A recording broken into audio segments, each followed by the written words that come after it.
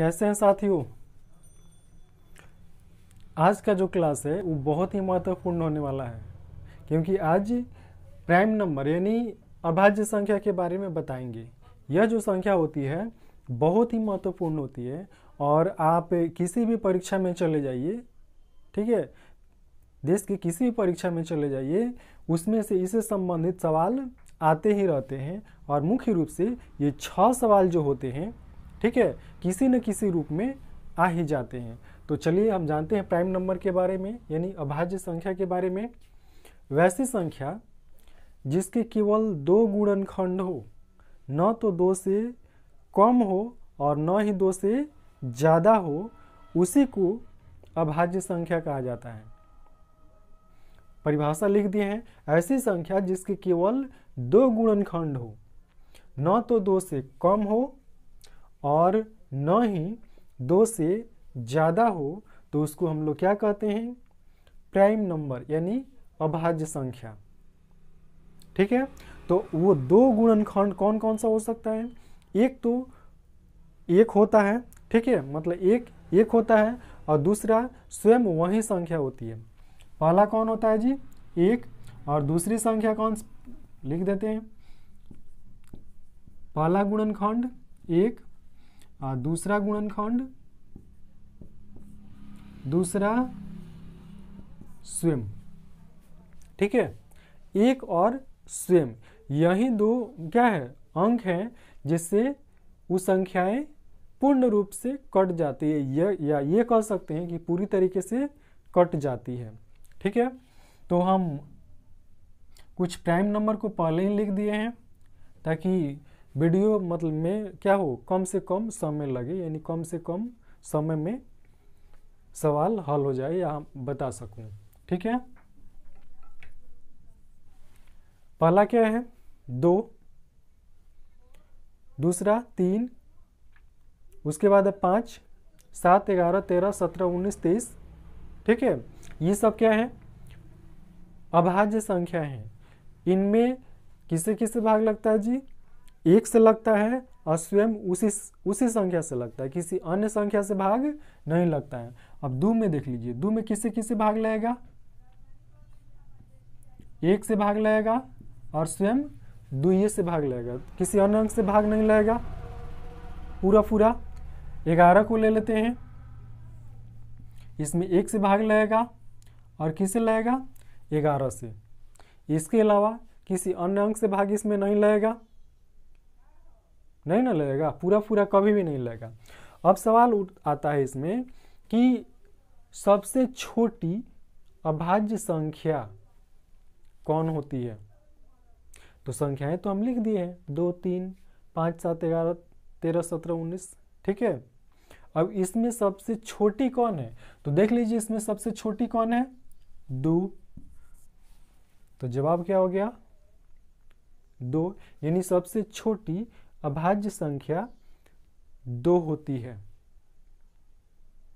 ठीक है, 2 से भी छोटा कोई है, कोई नहीं है। और कोई कह दे कि 1 होती है, क्या होती है जी, 1। तो 1 का गुणनखंड क्या होता है, 1 न मिलेगा।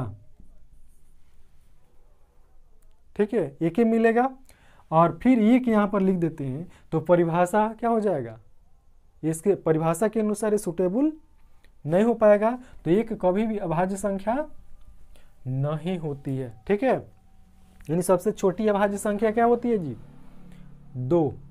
उसके बाद देखिए दूसरा सवाल पूछता है कि सबसे छोटी सम अभाज्य संख्या, सबसे छोटा भी हो, ठीक है, और सम भी हो, अभाज्य भी हो। सबसे छोटा भी हो, सम भी हो, अभाज्य भी हो। तो देखिए इसमें 2 के अलावा जितने भी अंक हैं वो सब क्या है, विषम है। क्या है जी, विषम है। और 2 एक ऐसी संख्या है जो सम भी है और अभाज्य भी है। तो यहाँ पर इसका जवाब क्या हो जाएगा, 2, यानी सबसे छोटी सम अभाज्य संख्या 2 होती है। स्पष्ट समझ में आ गया। तीसरा सवाल आता है कि सबसे छोटी विषम अभाज्य संख्या कौन सी होती है। सबसे छोटी विषम अभाज्य संख्या। तो सबसे छोटी विषम इसमें कौन है? 2 तो सम है, 2 से बड़ा क्या है? 3 है। ठीक है, और इधर हम देखते हैं 2 के बाद क्या है? 5, 7, 11, यानी इधर बढ़ता ही जा रहा है। क्या हो जा रहा है जी? बढ़ता ही जा रहा है। तो इसमें सबसे छोटी अभाज्य कौन है? 3। सबसे छोटी अभाज्य संख्या कौन सी है? 3। तो तीसरा का जवाब क्या हो जाएगा? सबसे छोटी विषम, विषम भी हो और अभाज्य हो। 3 तो विषम भी है और अभाज्य भी है, तो इसका जवाब क्या होगा? 3। ठीक है। अब सवाल, चौथा सवाल पूछता है कि 1 से 50 तक कुल अभाज्य संख्या कितनी होती है? 1 से लेकर 50 तक कुल कितनी अभाज्य संख्याएं होती है? तो देखिए, इसको निकालने के लिए कोई शॉर्टकट तरीका नहीं है। जो सामान्य तरीका है, जो लिख दिए हैं 2, 3, 5, 7, 11, ठीक है, 13, 17, 19, 23, यही इसकी क्या है? निकालने का तरीका है। कोई शॉर्टकट इसका तरीका अभी तक नहीं ज्ञात हुआ है। तो 1 से 50 तक कुल अभाज्य संख्याओं की संख्या 15 होती है। कितनी होती है जी? 15 होती है। ठीक है।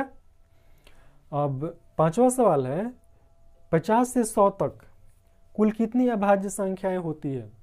तो 50 से 100 तक कुल अभाज्य संख्याओं की संख्या होती है मात्र 10। कितना होती है जी?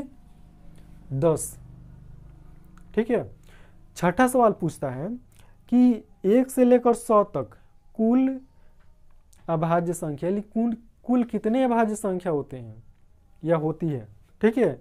तो 1 से लेकर 50 तक 15, और 50 से लेकर 100 तक 10, तो दोनों को जोड़ दीजिएगा तो कितना हो जाएगा?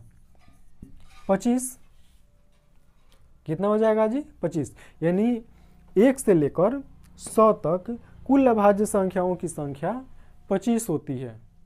ठीक है। अब 7वां सवाल इसी में जोड़ देते हैं। 7वां सवाल, सबसे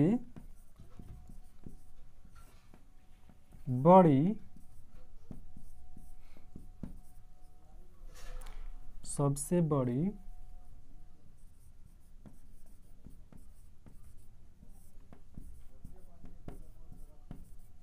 अभाज्य संख्या बराबर क्या?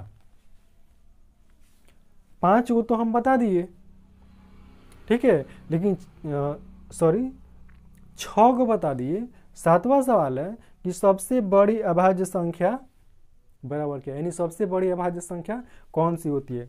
तो इसका जवाब आप लोग वीडियो के कमेंट में दीजिए कि वो कौन सी संख्या है, ठीक है, जो सबसे बड़ी अभाज्य होती है। ठीक है। वीडियो को कमेंट में करके, मतलब जो भी कमेंट में होता है, जो भी अपना विचार हो उसको लिखिए कि कौन सी संख्याएं हो सकती है या नहीं होती है। ठीक है। हम आपके कमेंट का जवाब देंगे। तब मिलेंगे अगले वीडियो में। तब तक के लिए बाय बाय।